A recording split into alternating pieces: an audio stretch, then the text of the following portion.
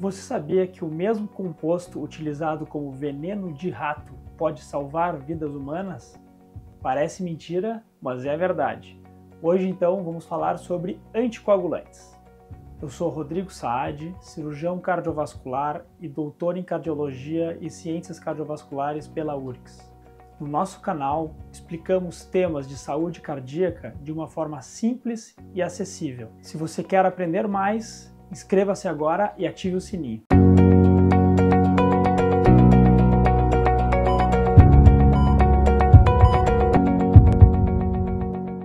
A varfarina foi inicialmente utilizada como veneno de rato porque ela impede a coagulação do sangue, causando hemorragia nos roedores. A grande vantagem da varfarina, comparado com os outros venenos, é que como essa hemorragia acontecia ao longo de dias, os roedores demoravam para morrer e com isso outros roedores consumiam o mesmo veneno sem saber que era uma armadilha.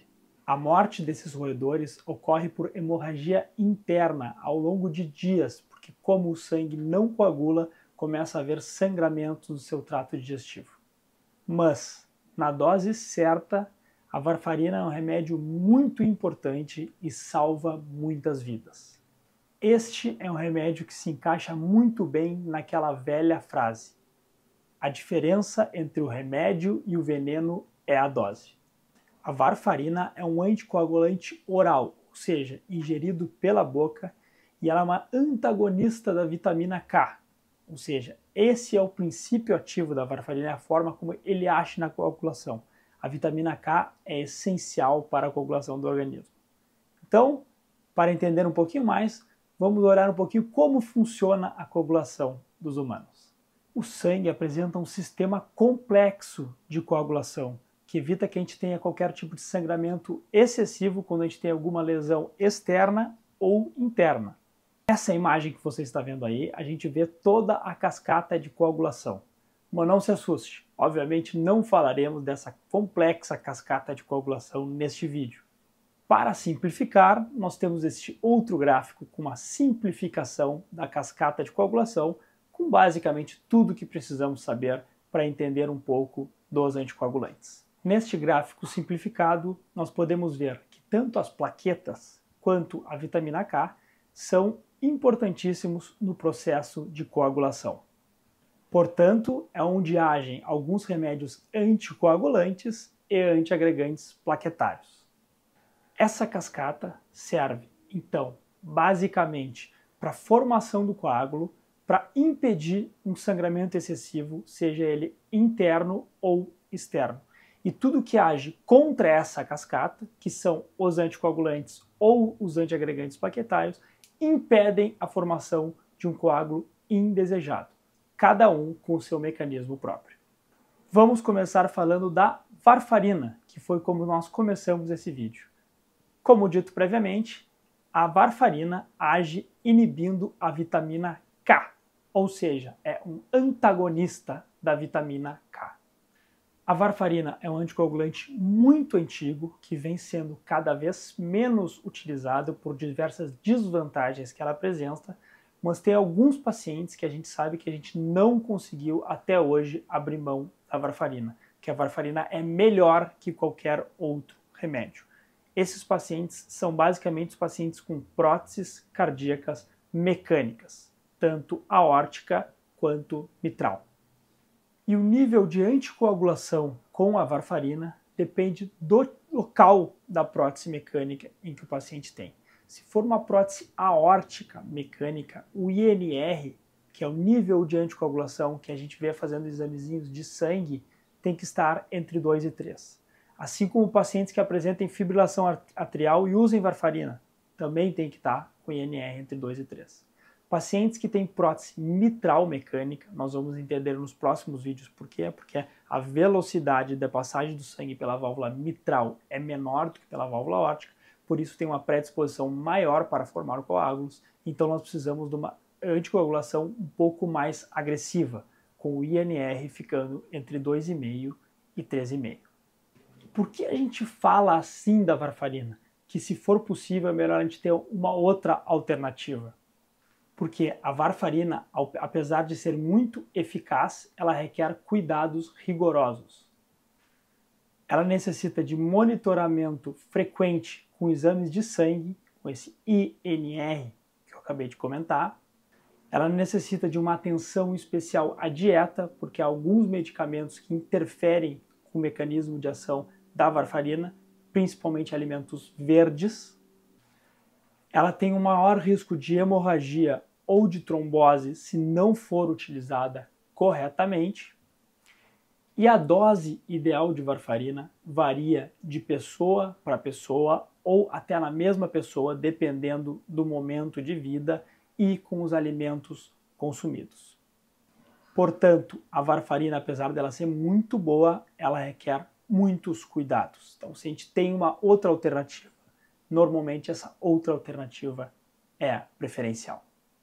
E qual é essa outra alternativa?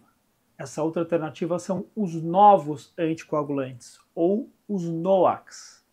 Esses anticoagulantes são representados pela rivaroxabana, que é o Xarelto, pela apixabana, que é o Eliquis, pela dabigatrana, que é o Pradaxa, e pelo edoxabana, que é o Lixiana.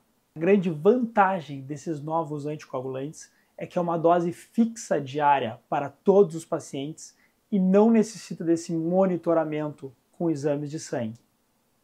Portanto, o seu uso é muito mais seguro e simples. A grande desvantagem desses novos anticoagulantes é que, além deles serem muito mais caros do que a varfarina, eles também não podem ser utilizados em alguns casos em que necessita de anticoagulação, como nesses pacientes com próteses valvárias mecânicas. Outra grande vantagem desses anticoagulantes é que eles demoram menos tempo para sair do organismo. Por exemplo, se você toma varfarina e vai precisar realizar uma cirurgia em qualquer lugar do corpo, vai precisar parar a varfarina de 5 a 7 dias antes. Enquanto esses novos anticoagulantes, eles saem do corpo em 2 a 3 dias. Então precisa parar menos tempo para realizar essa cirurgia. Uma vantagem da varfarina, quando comparado com os novos anticoagulantes, é que a varfarina tem um antídoto, ou seja, se está muito anticoagulado, ou seja, fez o exame de sangue e o sangue está muito fino, a gente pode oferecer para esse paciente a vitamina K, e isso faz com que o sangue fique menos anticoagulado, ou seja, menos fino, vamos dizer assim, e essa pessoa tem um risco menor de sangramento. Então, se por exemplo, essa pessoa for precisar de uma cirurgia de urgência, a gente tem essa alternativa para usar para ir para uma cirurgia com menos risco de sangramento. Os novos anticoagulantes, por outro lado, eles não apresentam esse antídoto. Então, uma vez anticoagulado, eles demoram menos para sair do corpo, de 2 a 3 dias, quando comparado com a varfarina, que é 5 a 7 dias, mas a gente não tem um antídoto em caso de uma emergência. Além disso, os novos anticoagulantes também não apresentam nenhuma interação com a alimentação.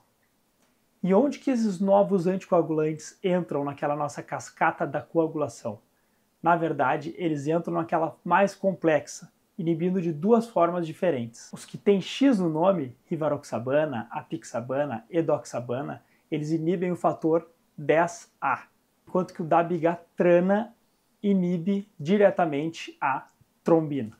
A principal indicação dos anticoagulantes, ou esses novos anticoagulantes, são pacientes que apresentam fibrilação atrial, ou seja, uma doença em que o átrio ele não bate, ele fica fibrilando, e como o sangue fica mais parado dentro do átrio nessa patologia, tem uma predisposição maior para a formação de coágulos, especialmente em um localzinho do átrio que se chama apêndice atrial esquerdo.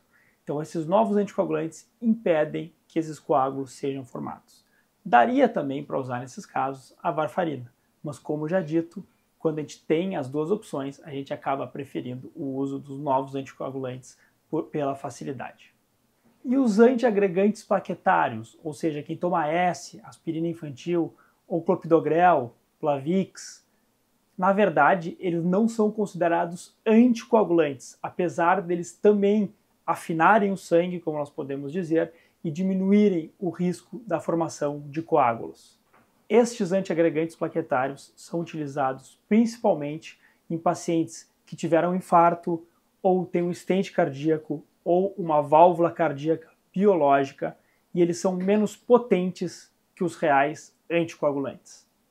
A forma de ação deles é inibindo a agregação plaquetária. Então, lá em cima daquele nosso gráfico simplificado, eles inibem aquela agregação plaquetária inicial e, portanto, impedindo também a coagulação. Portanto, é verdade que a gente utiliza um veneno de rato como anticoagulante, mas os anticoagulantes são essenciais para algumas pessoas e ajudam a evitar AVCs e salvar vidas. Se você toma qualquer tipo de anticoagulante ou antiagregante plaquetário, é importante que você vá no médico para ver se você está tomando o melhor remédio disponível no seu caso. E lembre-se, todo anticoagulante ou antiagregante plaquetário aumenta o risco de sangramento em qualquer local do corpo. Então, se você utiliza uma dessas medicações, tem que cuidar com quedas, com esporte de contato, com batida de carro. Tudo é um grande risco para quem toma essas medicações. Gostou desse vídeo? Tem alguma outra dúvida sobre anticoagulantes, antiagregantes ou qualquer outro assunto? Comente no canal e siga a nossa página para assistir os próximos vídeos.